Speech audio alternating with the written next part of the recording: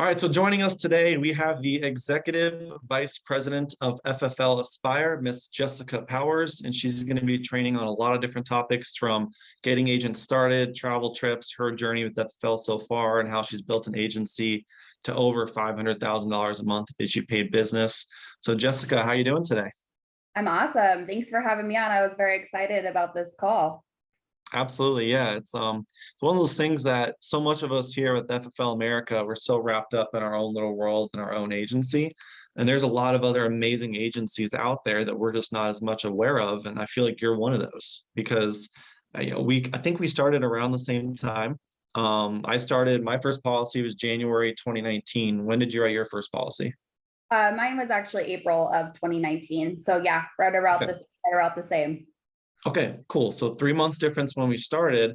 And I think you're just one of the perfect models of what consistency can look like in this business. So before we get too much into your growth with FFL, talk to us a little bit about what you were doing with family before Family First Life and why you transitioned out of that. Like what were you doing that made you want to be open-minded to looking for something new?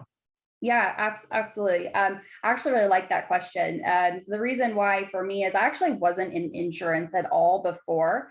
My husband is active duty military. He's just about to retire his 20 years. And, throughout my adult life, I had really been kind of just following wherever the military would send us. Hadn't really grasped a career per se. I did happen to, we have 3 children. I'll say that first. So I am a mom of 3.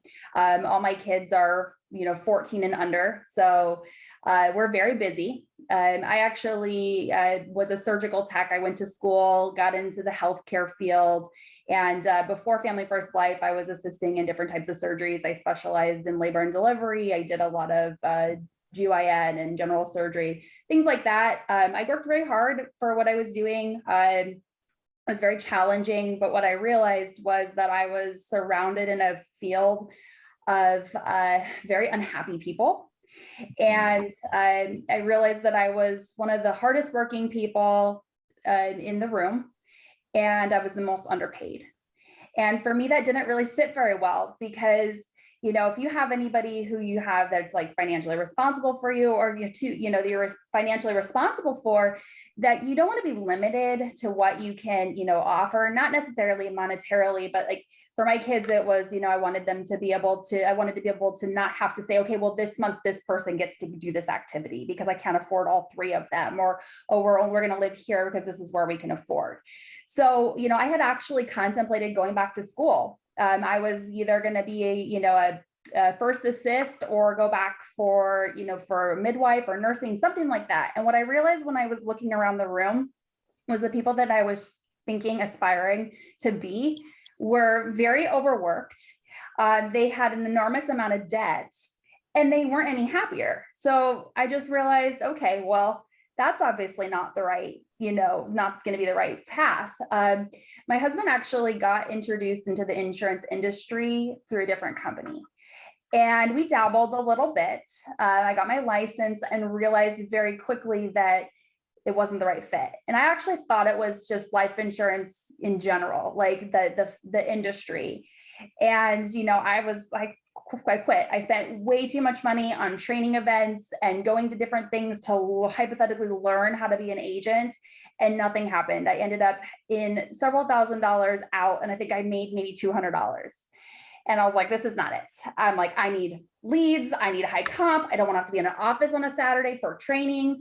And, and that's kind of where it came, where it was like, we ended up getting introduced to FFL, and it was like, here's deliver this on a platter. Right. And I was like, okay. So my husband actually dragged me to that convention that we went to February of 2019. And I actually went there thinking, I'm going to prove him wrong. Like arms crossed, like, I don't want to be here. I don't know. I'm just going to prove him wrong. And this is just another thing, but I just didn't want to, like, my husband's very persistent. So I was like, we're going to go. And actually I spent those 3 days, like my arms uncrossed. I got really like, this person can do this person, that person's doing that. Like I can do that. Right. So I actually made the decision that when I got home, I was going to quit my job because I was like, that's it. Like, I need to do this. I can't do what I want to do. I wanted to walk the stage. My goal was like, next year, I'm going to go walk that stage as a top producer. And I can't do that doing what I'm doing. And that is going to be there. And so, yeah, that's what I did. I went home and I quit my job. It was kind of crazy. Everybody thought I was nuts. Wow. Hey, fortune favors the bold though, right? So Yeah, um there's a lot to unpack there. I mean, first off, is when you're telling your story about being overworked, underpaid, one of the newest, hardest working people to not get a level of respect, I feel like that's something that probably 98% of corporate America can relate to. There yeah, are a lot of really great people in bad situations, and it's not their fault because they don't know any better, but the power of staying open-minded and seeing what else is out there, even if it's just dabbling, like you were kind of talking about in the beginning before jumping in. I mean, the power of part-time, right? I don't know about your agency. I'd probably say about 80% of the agents within my agency are part-time. absolutely. And yeah, and our average writer in our agency is doing a little bit over 8,000 a month. So it's one of those things that where can you go and earn that kind of money part-time that it just doesn't exist, you know? Exactly. So And I want to reiterate, I'm not telling people that they should go quit their job. I actually think that I was crazy for doing that. I just was so tired of being tired, like sick and tired of this. And I was just like, I can go back. And a good thing is that, I really wasn't making that much money. And not that it's a good thing, but it was like, I really realized that I really didn't need to make that much. Like, how many times could I fail, even if I was terrible at this, to make at least what I was making and then just learn through the process. So that's where I'm at. I don't ever tell somebody that they should go and like quit their job or anything like that. um I kind of have the saying, be fearless in the pursuit of what sets your soul on fire. And like mm, that's just my motto, right? It's like, let's just go. Let's do it. Am I scared? Yes. Do I feel nervous? Yes. Do I feel uncomfortable? Yes, all the time. But I'm just going to do it anyways.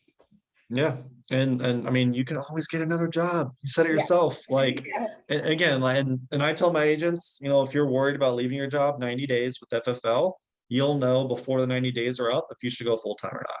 Right? You'll Exactly. know 30, 60 days in if it's right for you or not. So I agree. Don't just if you don't got a big savings account or some other income in the household, like don't take only your rent money and do it. It works for some people, but not for everyone. But I mean, it worked for you. So more power to you. And you're also talking about how everyone around you was unhappy and going to be in medical debt, right, for the rest of their life. And I think about Genevieve Okoro, same exact situation where she was working in the medical field, 60, 80-hour weeks, about to go get all this medical debt and looked around her and everyone was miserable and working all day.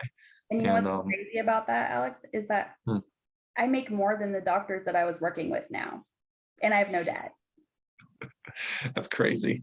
I remember one Yeah. time I was talking to Grady and he said this humbly, but it was kind of like an awareness thing where we were sitting down and he was just like, "Hey, look around you. How cool is it to know that you make more than 99% of the people in this room?" And it's just like, it's an interesting perspective. So, okay, cool, cool. So were you so I think something that, a lot of the trainers that come on and do these trainings, they're always a lot of the newer agents that are having a lot of success, which because there's tons out there, especially with all the resources available to them now. But I think it's good to hear from someone that's been around for 2 years to kind of talk about the growth of FFL and your own personal growth of some of the mistakes you've made along the way. Yeah. That way, maybe someone who's brand new or, 90 days in, 6 months in, can look at that and say, "Hey, what can I learn from Jessica that's been here 2 years and learn from her what went right and what went wrong?" So as you look at your career arc with FFL so far, like, were you a rocket ship right out of the gate doing 40, 50K your first month? Were you slow and steady? Like, kind of talk to us about your first couple weeks, months, however long, and how you've transitioned since then. Yeah, I actually appreciate you saying that because I think a lot of times, we see and hear everybody's massive successes, right? Like this person 40,000 a month, this person 50,000, whatever it is. And I think that comparison really is a thief of joy because especially when you're very new at this, you compare yourself to everybody and you just see everybody's like wins. And I can tell you personally, that was something that really, really like I had such a hard time personally with that. And I can tell you my first month, I usually paid $4,000. I think I actually was negative because I spent more money probably in leads and I probably had a chargeback in there. So I think that, and this was, you guys remember, I had quit my job, like my career, and everyone's like, you're leaving benefits and you're like, you're crazy. I'm like, oh, this is gonna be great. And then I didn't make any money. I was negative. And then the next month, I'm trying to think, it's been a little bit, but I definitely struggled in the beginning. I had some personal stuff going on. My mom was diagnosed with cancer. That was really hard for me emotionally. But then what I did do was I had to make I know it sounds really corny, but I'll tell you what, first I'm gonna tell you guys, if you guys don't listen to mindset, either YouTube or podcast or whatever, like this is such a mental game, like such a mental business. I spent for at least a solid year, every time I showered, every time I drove, even when I went to sleep, I would listen to mindset and condition my mind to be strong. And what I'd say is, that's that second, third month in when I realized, okay, like this is not working, because I was the person where it was like, I had no discipline at all. You and me both. Yeah. Yeah, I had no discipline. I would like find anything that I possibly could do during my dial time or my income producing and non-income producing time. It was like, I had it flipped. Like during the day, I'd be like trying to do all these non-income producing activities. And then I'd be like ready to work. And it's like, oh, right, now it's not time for dials. Dang, I can't dial. Right. Like I just would have all these, like I had these backwards thoughts, and I was like really treating this kind of like a hobby, and like almost like I was entitled because I work for myself. But in reality, like I had no discipline at all. And I just I didn't want to buy the leads because I was like, thought that leads were an expense. I had a bad mindset about my leads. I would get upset if somebody hung up on me. Like I was a hot mess. I was like the worst first agent. And the thing is that I really had to like sit back. We had to like sit down and be like, okay, I had to make an immediate massive action plan. What do we need to do? Right? We need to buy the leads. We have to, like, it's a non-negotiable. We get to, right? It's a mindset of where I was like, oh, I have to buy the leads. No, we get to buy the leads. We get to invest in the leads. Like I would never do this. If leads went away, that's it. I'm done. I'm not doing this business anymore. Seriously. Yep. Same here. Yeah. And then, so I'd say my second, third month in is when I hit that, like, about 30,000 is what I did. 29,000 is what I did. It was my second month in. And that really came from just changing my mindset and just holding myself accountable and doing the activity. And then I just really, really laser focused on just doing the activity, because what I learned really early on was that if I just did, and trust me, have I had pitfalls? Absolutely. Have I gotten derailed and thought I was smarter than the system? Yes, I have. But it was like, it always comes back to is the activity. Invest in the leads, make the dials, don't skimp on your dials, don't start late, keep going, get all your no's out of the way, because when you get all your no's, you're going to get your yeses. And if you have that 30 appointments, you are pretty much guaranteed over repetition to do a minimum of 10K a week. It's just numbers. It's clockwork. It's like clockwork. Especially with the life leads. Everybody, like, I think a lot of people moan about the life leads because they're harder. I love life leads. I love life leads. They're my favorite. And the aged ones are my favorite. I love those. Age, I was about to say the 1 month, I think would probably be like my preference. Just seriously, before we talk about the life leads, because we could talk about 30 minutes about the life leads, but so you said that for you start off 4,000 your first month, kind of dabbling around your second month. You made a decision, you flipped your mindset, you switched from having to buy leads to getting to buy leads, right? And then you went and popped off into 30K. So for you, it took you 3 months. For me, it took me 7 months. So I did 6 months of trying to dabble around, be smarter than the system. I tried setting up automated text message campaigns for my final expense leads to book appointments instead of actually dialing. Right. I tried email, like anything I could do just to not dial. I was trying to do to be smarter and more efficient. Exactly. And it wasn't until the 7th month where I consistently picked up the phone was the first month that I did over 20K. So not everyone's going to be a rocket ship, but the cool thing is once you became coachable, just listen to what everyone was telling you to do from day one anyway. You started having that success, and most importantly is you never quit. Exactly. Well, and I'm gonna tell you guys this too, like super transparent. I'm very big about being fully transparent with stuff. I would say for like a good 6 months, I thought about quitting a lot. Like, but then I was just, that's what I'm saying, the mental stuff, because it was like you and you're like, if you say, if you had like 9 appointments in your day and you go 0 for 9 and you're basically negative because you had, spent the money on the gas and then you didn't write any policies, like that drive home, if you don't have the right mindset, can feel really, really low. Right. And so the whole goal is to avoid the emotional roller coasters. Right. Just like if you get that really great day, that really big client, and it's this like largest policies you've ever written, like it's important not to get super high. It's great, but like anything can happen. And so it's just keeping that level, even keel throughout the whole process is really a game changer in this business. It really is. Yeah, I completely agree. And I think the mindset stuff is something that we don't talk about enough as a group. We Yeah. talk a lot about the actual like tools and like skills you need to learn, like the phone script, which we'll get into all that too, but none of that matters if you don't have the right mindset, because I don't care if you're the best trainer ever. I don't care if you're Matt Smith mixed with Paul McLean mixed with Steve Giordano.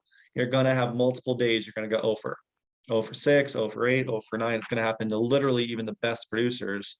And those are the times when you're at your bottom, when you could either just bury yourself even more and say, I'm out, and you go back to the same life you were trying to escape from, or you could pick yourself up because you're a mindset and say, no, I'm gonna freaking figure this out. I'm gonna reach out for help and do whatever I gotta do to make it happen.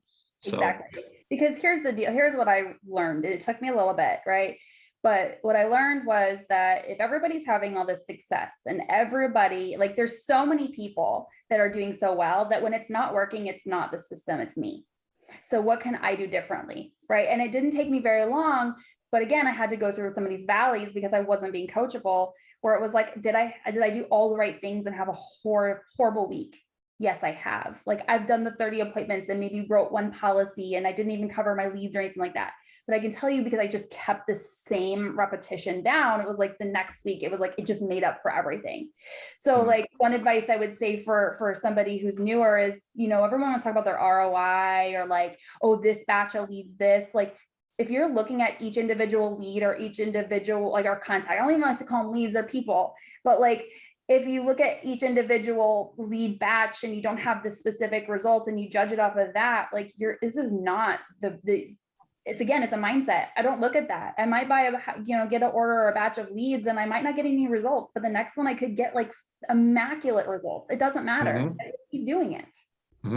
My worst stretch I ever went in my career with FFL, I went 0 for 14. And that's not 14 appointments, that was 14 sits. Yeah. 14 sits in a row, I went over.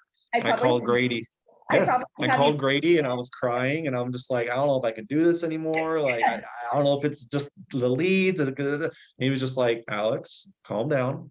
Stop focusing on your streak and focus on the people you're sitting with. Focus on their problems, how you can serve them, and the numbers will work themselves out. And then I went 7 for 7 my next 7 sets. It's like the numbers always work themselves out. Because you're thinking about yourself at that point and how it made you feel versus what can you do to be better to help the families that you're sitting with, because they're looking for the help. They are. You just weren't able to ask the right questions or help them, and you're thinking about yourself. So we're being internally, we're being selfish versus doing what we need to take I mean, like 1 to 2% of all the population of all of America actually fills out forms, whether it's a form in the mail, whether it's an internet form. Like if you actually look at impressions versus leads, it's like 1 to 2%. So you already know the people we're sitting with, they are in the very masked minority of people that actually are asking for help. So when you come there with that servant mindset and say, hey, like, I know you needed help, otherwise you would not have been accidentally filling out that form. No, there's definitely something that clicked when you saw that ad that made you fill out that form. So that's good. Let's talk a little bit about, let's talk about your agency. So I know that, did you get your numbers for the month of May? Did you get your final numbers? We did, yes. Okay, awesome. Was it, so talk to me a little bit about kind of your agency growth, how May went, how many agents, because I want to get into how you coach your agents, but I want to make sure everyone knows just how legit you are, and I don't know your exact numbers. So yeah, perfect. Talk to us about that. I'm like, just one thing you guys know about me, I'm like terrible when it comes down to the numbers. It's kind of funny. I'm actually kind of dyslexic. So when I used to do my apps, I'd have to slow down because I'd always do the numbers backwards. And that that caused a lot of rewriting of policies. But this month, well, I was really excited because last month was the first month that we hit EVP. We did 575,000, but it was a 5-week month. And so what my goal is if we hit something, at a 5-week month, the next goal is to hit it at a 4-week month. And we did. We hit a little over 510,000, and we had just about 80 writers is what we had. Nice. So, Awesome. Hey, drop an 80 in the chat, 80. It said that we had, I'll say, I'm going to give our corporate number said 77, but we did have 3 agents that got missed. And I want to make sure we're going to take them all. Hey, 80 writers. That's awesome. So to build up to over a $500,000 a month agency with 80 writers, it takes talent. You can't just accidentally get 80 agents that are out there protecting families within your agency. So let's talk a little bit about the business side here. From an agency perspective, what are some things that you do that you would attribute your success as an agency, maybe some FFL Aspire-isms or some Jessica-isms that you think are like 2 or 3 things that are critical to your agency growth and your agent success? Yeah. Okay. That's really, I think that's really powerful. And I think that I want to highlight too, is like I mentioned to you guys, like 2 years ago, I was working in healthcare. Like, it doesn't matter. I have no experience in this. And if I made a lot of mistakes, yes, we've made a lot of mistakes, right? But this is a testament that, like, it doesn't matter how, when you fumble forward and fell forward, is if you have the right intentions and you really just put people first, that this really works. First, what I would say is we're really big on support. We've really made a commitment that we don't want to just bring somebody onto this opportunity and then just say, there you go. Right. So we have a really big, hands-on from the time if somebody's in school. So when they're through their first 90 days, we are really making sure that they have a lot of support and they know where to go, check-ins, things like that. And that's something that I do get a lot of feedback from, is that they don't feel unsupported. But also, and I always put this because I'm big on ownership, is that I always tell people, and this is for anybody who is maybe feeling like, ooh, I don't have the support. Like, there's so many resources out there. So if you are feeling like you don't have the support, it's not a lack of resources, it's a lack of resourcefulness. And I tell all of, anybody that I bring on this business, is that first and foremost, you are independent, that I'm not going to bombard you or chase you down. But if you want, I'll be as honest if you'd like. I will tell you very straightforward. And I expect you to be honest with me also. But that, I am a mom of 3. We are building a business. I'm still out in the field as well. So if I'm not reaching out to you, that doesn't mean that you don't reach out to me. You call me, because the person who reaches out to me and is there, like, I will help you. If you're doing all the right things, I'm there to help you. I don't care. I'll answer the phone at the house, whatever it is. For when I'm in the house, it doesn't matter. I would say that another thing that I've learned is that building culture and community together, which with my husband being in the military, that's a really big thing. That's a really big in his background. That's not something that I was ever accustomed to. And so what I found was, first it was very foreign to me, of like, I'm so used to doing things all on my own, right? Like, oh, I'll do this, I'll take care of this, whatever. And really building that culture together of like, we've got this, what can we do? What are the goals that we want to hit? Let me help you hit your goals. So we talk a lot about goals. What are your milestones? How can I help you to get to that? Or, are you staying accountable to that? And if not, I'm going to make sure and say something to you about it. Because at the end of this, when you're building, if you're helping other people reach their goals, your goals are going to be there. Right. But like, what I love about this business is that, you're not going to hit your goals and then turn around and everybody's unhappy, right? Like, that's not very fun. You don't want to stomp on people through, right? You want to help empower people. I would say that when you're building, what I realized really quickly is you had to put your ego aside. I think that in the very beginning, I'll say maybe I had a little bit of an ego, but they always say, like, you can't have a big business and a big ego, and just really allowing people to be, independent and encourage them and just help guide them along as they can. Right. I hope that. No, it makes perfect sense. No, it makes sense. And I think something that you said that I think, like, I caught it because, like, I'm in the day-to-day helping out the agency manager stuff. So I caught it, but I think for anyone that's up and coming is that you want to be supportive of people, but you don't want to enable them so much that they need you, right? You talked about how they're independent, and it's not a lack of resources, it's a lack of resourcefulness. And I don't think that could be more true. I mean, I know when you joined in April, when I joined in January of 19, there was like two lead sources. It was like Facebook leads and EverQuote only. And there was like one or two training calls, sometimes kind of. Now it's like you can just go on YouTube and search one of 50 different producers, and there's going to be 50 different YouTube videos on them. So exactly. So I'd like to touch on that because, and I don't like to ever, I don't like when people, it's like, oh, I run up to school or up the hill and snow both ways to school. But like for us or for me, when we started, we didn't have a website. We had, a Google Drop like doc with like maybe little files. I didn't have an office. I still don't have an office. The only office that I have is because I opened it. I had to drive 2+ hours to any of my lead sources because I live in a small fishing town. We only had a certain amount of lead sources. So anything that anybody ever like tells me this is why they're not being successful, it's not because of that. It's because your lack of resourcefulness. There's been times where I've purchased leads and that was all my money. And when I bought them, I live near like all these islands. They were all like 5 hours away from me. And that was like all my money that I had spent, like, or there's no leads in my area. So I drive 2+ hours to go to my appointments. I mean, in the very beginning, I was spending 5,000 miles a month on my car just so I could get to the point to be able to help the families. And so that's where I try to really challenge people is like, get uncomfortable, right? Like, let's get out of your backyard. What do you want? Right. And I think getting to people's why and understanding why they're doing this. And one of my newer agent, Sabrina, she's building an agency, and I heard her one time doing an interview, and I really like to kind of borrow this from her is like, when you have, like, we like to ask, right, when you're interviewing, when you're having a day where it's challenging, maybe you drove all day long and you had no shows, and you spent more money on your gas than you did in making anything, what is going to help push you through? Like, what are you going to turn to? What's your why going to be? Like, why are you doing this? And how is that going to help you to push you through when you're having a low point? And I think that's really powerful, right? It's like, we're the not that, I don't like to say a cheerleader, but we are there, like you're there, I'm there to help build belief in people when they don't see it.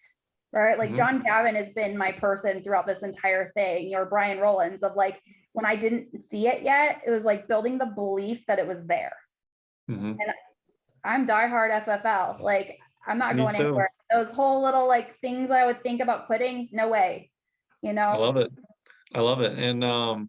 And so speaking about building the belief, there's a lot of people that have probably heard about travel trips, and they're just like, oh, well, I don't know if I'm good enough to do a travel trip. I don't know if I have enough money for the flight and the rental car and the Airbnb and the hotel.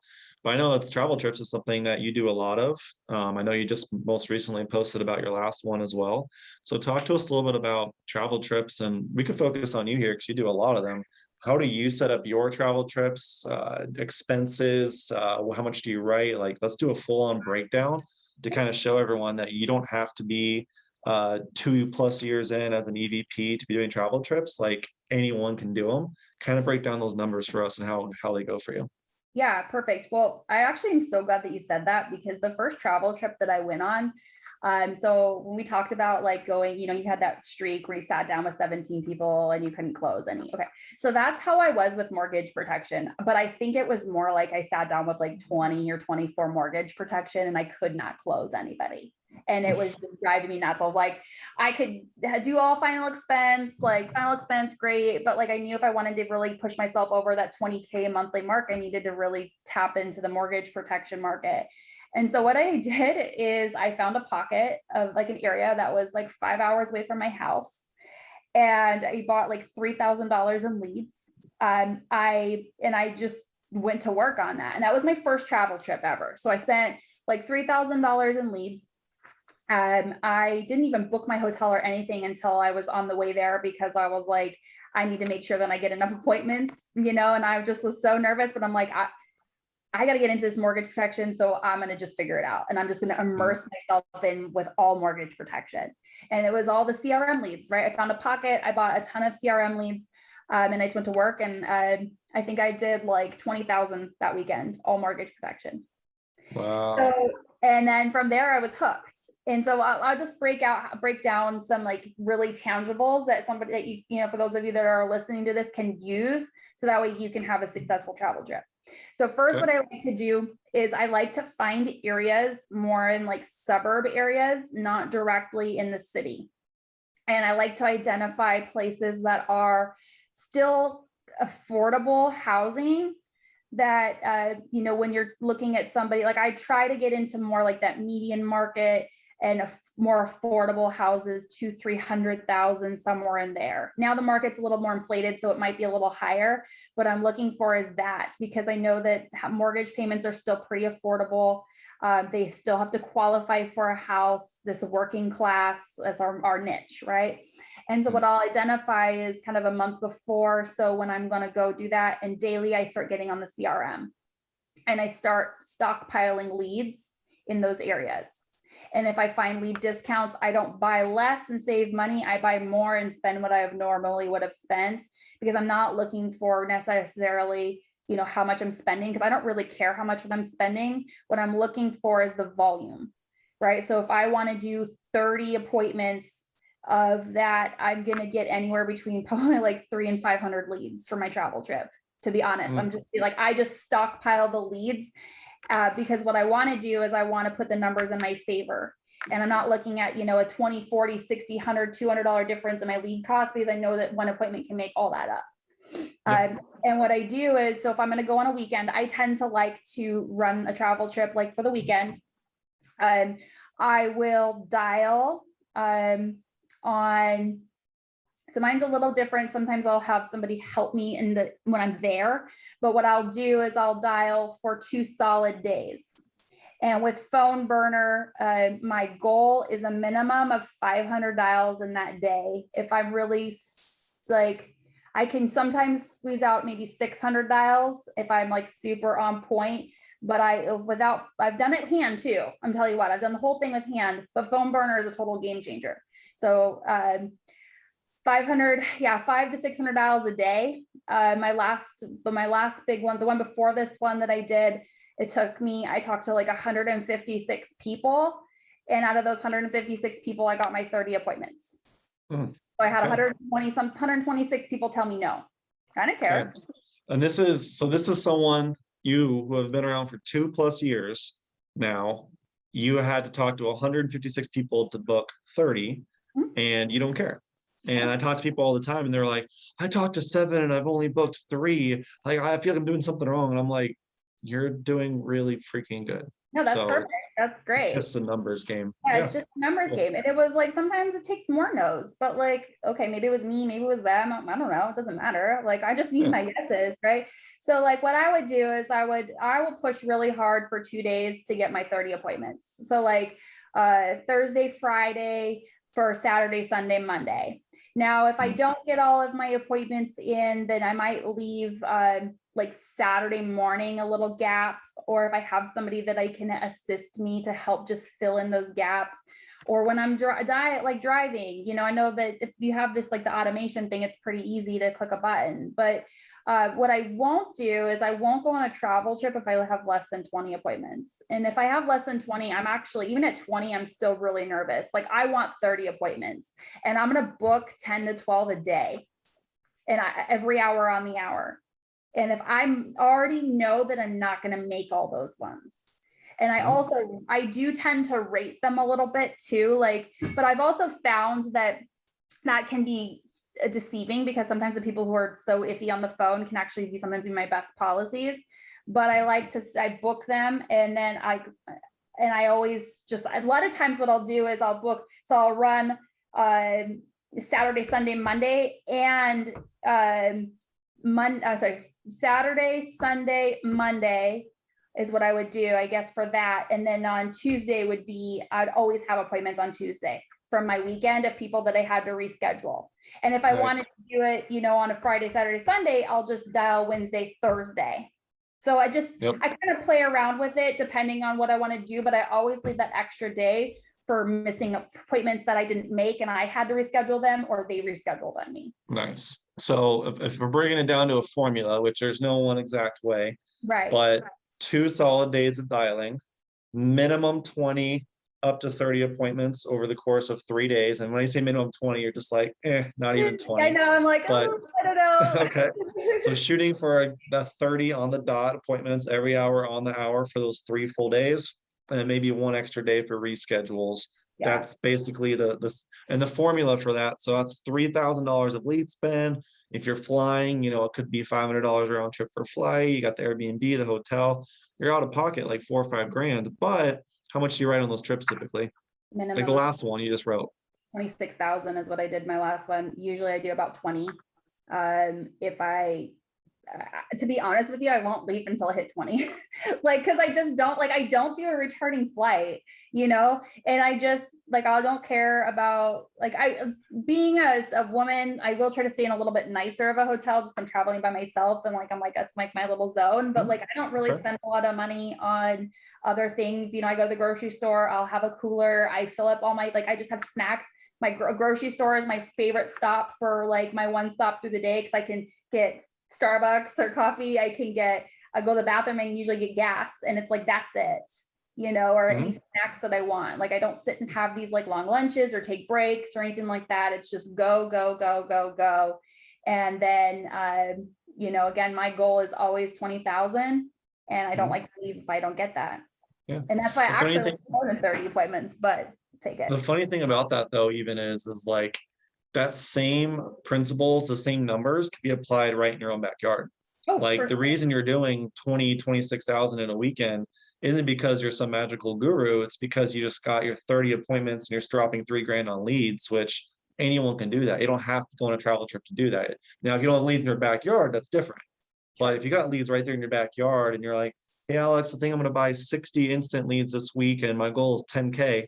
no. You could do that, but more than likely, if you had, 60 internet leads and 200 1-month-old leads and 30 Facebook leads, now it's a guarantee to write that 10K and you're still going to be net profit of 4, 5, 6. So Exactly. it's why would you not put the numbers in your favor, Yeah, I mean, I've done that so many times where I would try to skimp out on my leads. And sometimes I'd be like, why am I doing that? Or Ken would, my husband, be like, why are you doing that? I'm like, I don't know. It's you just invest a little bit more. It feels uncomfortable, but you're basically guaranteeing that it's not you're not leaving it up to chance, Yeah. And I will say that too, because my last travel trip that I did 26,000, I actually, because I'm in the process of moving to Texas, I did it in a week. So I just What part of Texas? a week. San Antonio area, New Braunfels is where Okay. I'm at. Yeah. All right. If you ever want to come up north and visit Brian and I up, we're gonna have that office. So would love to have you in the office training. So Yeah. all right. So we got 5 minutes left in this call. Definitely want to keep it on time so everyone can get back to their dial days. So we got 5 minutes for the best of Jessica. Whatever else you want to talk about, whatever else we haven't touched on, something that you're like, you know what, this has been nagging me in the back of my head. I've seen this. I want to address this. Anything you got, we got 5 minutes for you to share with an in-home. Michaela's at in-home. So let's talk 5 minutes about your in-home structure, how you get it set up. I'm going to shut up and let you do the talking. So go for it. Okay, perfect. So for my in-home, like I said, my background is healthcare. And one of the biggest things with what I was doing previously was that no matter what type of surgery I was doing, I'd always set it up. I set up my back table, set up for a surgery is the exact same way. I always had my core fundamentals that I set up every single way. So that way it would always keep me on point. So that is something that I just carried over to this. And when I say that is, a lot of people are like, well, this is a mortgage protection, or this is a life, or this is a final expense. I'm like, I don't care. I'm just going to do basically the same thing. So what I like to do when I first walk in is, address, so you're looking for life insurance, right? Yes, perfect. Okay, great. So let me just go ahead and give you, I like to do structure, right? I'm all about super structure every single time. Then I'll build rapport, et cetera, afterwards. I don't spend forever on my rapport because, They're not there to be my friends. Sure, they're going to love me. I'm going to love them. It's all great, but I'm there to help them. Right. So first off, I just tell them, okay, first, before we get into this, I'm sure you were a little nervous thinking, who's this person coming to my house? They're just going to try to sell me on something. They're going to be here for 2 hours. Don't worry. That's not me. I'm here to help you. If you'd like me to help you, if you don't want me to, that's perfectly fine. But I'm assuming you don't just invite somebody over just for random. I'm going to make sure I help you with what you're looking for. Okay. So, again, Alex, my name is Jessica. I live here or run here locally for the area as an underwriter. I don't work for one company. I actually work with about 20 different insurance companies. They're all A-rated through AM Best. I'm sure, like most people tell me, that they are just looking for, kind of just looking around, shopping around, looking for quotes. I'm sure you've got stuff in the mail. You've seen stuff on TV. You might have talked to people on the phone. I know it can be confusing, so I'm here to help you so that way you don't have to worry that you're making a bad decision or that you're really confused. So we'll make sure and eliminate all those confusions today and put something in place that is good. What I'm going to do is just, I show them my credibility sheet, which I'm sure you guys all have. I'm sure you recognize most of these carriers. If you don't, they just don't spend as much money on advertising. I don't really care who I go with. Like I said, I don't work for one insurance company. I'm going to make sure whoever we go through is going to be the best fit for you and your family. Make sure you qualify, make sure you understand it. Make sure that they, have a really good track record with paying out their death claims. So that way your family, your daughter, your son doesn't have to jump through hoops. Okay. And, I do a lot of different types of insurance, Alex. So I specialize in mortgage protection, traditional life insurance, final expense coverage, retirement income planning, like wealth preservation or other types of accumulation for retirement. We're here for life insurance, but at any point there might be something else we want to talk about. Or like most of the families that I help, I usually tend to help other family members or important people in their lives, because they want to make sure that they're protected the best. So these are other things that we're going to talk about later. Okay. But right now, let's just go ahead and take care of what we're looking to do. Just so you know how the process goes, I'm not going to be here, like I said, for 2 hours. I'm just going to spend a couple minutes. I'm going to ask you a few health questions so I can figure out who's going to tell you yes. I'm going to ask you a few financial questions, because what I want to make sure is that when we put something in place today, that it's not only affordable today, but it's affordable 3 months, 6 months from now when something comes up.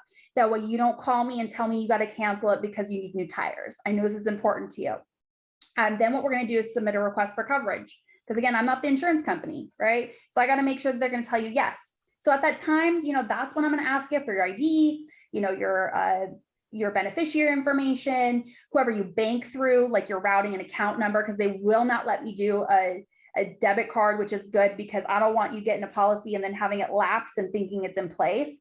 And they're going to come back and tell me yes or no. If they tell you yes, or if they tell you no, that's fine. I'll just go to a different company. But if they tell you yes, which is good, your policy is going to be drafted. You'll see that first payment about 24 to 48 hours. And then from there, your policy is going to come to you in the mail. If you need to make any adjustments, we'll go ahead and do that then. Can I continue? Yeah, that was awesome. Yes, that was great. So that right there, I know we're cutting off. I already identified I'm shopping around. I need to think about it. Why do you need my banking? Why do you need my social? You name it. I address every single thing right then and there. Why do you need to know this? Why do you need to know that? Like, I just eliminate all the objections right up front, and it's goes. And if you're new and we're watching this for the replay, literally go replay that 5 minutes 20 times and just memorize it, because you always hear the sales done in the first 5 minutes. We had 5 minutes left. You just did the whole sale in 5 minutes. Yeah. Because at that point, I know everything's going to go on. There's no question you're going to ask for my bank account later. There's no questions about any of that. And there's no reason. It's totally, you are a product of the system, and you've really honed your craft over the last 2 years. And there's no doubt why you guys are having the kind of success that you're having. So, hey, go ahead and drop an Aspire, ASPIRE, Aspire in the chat for FFL Aspire. EVP Jessica Powers. And if you guys want to add her on Facebook, her first name Jessica, last name Powers, POWERS. She's awesome. It's been really fun to watch her journey over the last 2 years, since we've been kind of on a similar growth curve. Yeah. And I just know that she's one of the better trainers in the company, and we were so grateful to have you on here today, Jessica. So I appreciate you hopping on. Thank you so So much for having me on. I appreciate it. I was really looking forward to this, and I hope that that helped you guys. If you get set that up for your in-home, it's pretty much a smooth process throughout. So 100%. Yeah, no, I know I'm gonna be like cutting out that 5 minute. I'm gonna get that 5 minute clip cut out, and I'm gonna send that to all my new agents, 'cause that was awesome. So okay. appreciate that. So hey guys, hop back on the phones. Let's go crush the rest of Dial Data. Have an amazing, amazing weekend. And I will see you guys in LA on Monday for the conference. So enjoy the rest of your day, you guys. Talk to you later.